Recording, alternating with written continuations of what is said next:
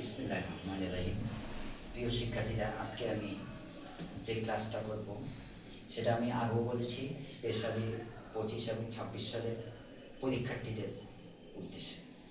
Basic term যেটা এমসিকিউতে আমার খুব প্রয়োজন, সেটা হচ্ছে একটা ত্রিভুজের বহিস্থকোণ এবং অন্তঃস্থকোণের মধ্যে সম্পর্ক।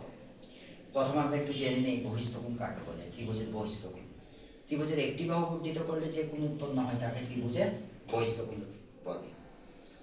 এবং উক্ত বহিস্থকোণটি ত্রিভুজের অন্তঃস্থ বিপরীত কোণদ্বয়ের সমষ্টির সমান। একটি ত্রিভুজে কয়টা বহিস্থকোণ অঙ্কন করা যাবে? একটা ত্রিভুজে সর্বোচ্চ 6টা বহিস্থকোণ অঙ্কন করা যাবে। আমি ঠিক 6টা ত্রিভুজ আলাদা আলাদা করে তোমাদেরকে দেখিয়ে দিয়েছি। দেখো, প্রথম ত্রিভুজটার মধ্যে উপরের দিক থেকে এবিসি ত্রিভুজে বিসি বাহুকে আমি ডি পর্যন্ত বর্ধিত করলাম, তাহলে এখানে বহিস্থকোণ হচ্ছে অ্যাঙ্গেল এসিডি। তাহলে এসিডি সমান হবে অ্যাঙ্গেল বিএসি যোগ অ্যাঙ্গেল এবিসি, অন্তঃস্থ বিপরীত কোণদ্বয়ের সমষ্টি।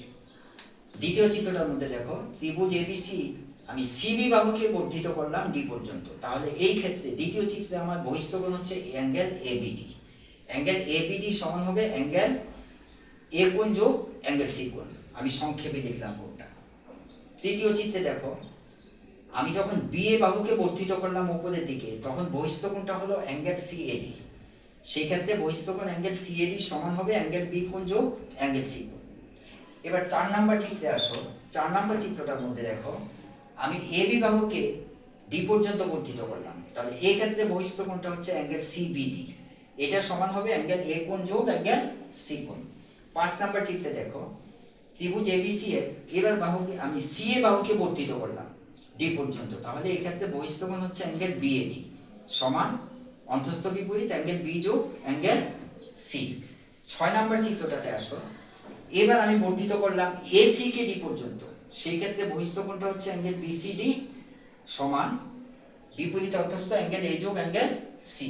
এ হচ্ছে একটা ত্রিভুজে আমরা যদি 6টা ত্রিভুজে একটা ত্রিভুজের মধ্যে আমরা সর্বোচ্চ 6টা বহিস্থকোণ অঙ্কন করতে পারবো। ক্লাসটা ভালো করে দেখবে, এখান থেকে এমসিকিউ আসে। এবং আমি একবারে অ্যানালাইসিস করে দেখিয়ে দিলাম যে ত্রিভুজের যে একটা বাহুকে দুই দিকে বর্ধিত করলে দুইটা হয় বহিস্থকোণ, তাহলে 3টা বাহুকে দুই দিকে বর্ধিত করলে মোট একটা ত্রিভুজে 6টা বহিস্থকোণ উৎপন্ন হয়। তো ঠিক আছে, আজকের মতো আল্লাহ হাফেজ।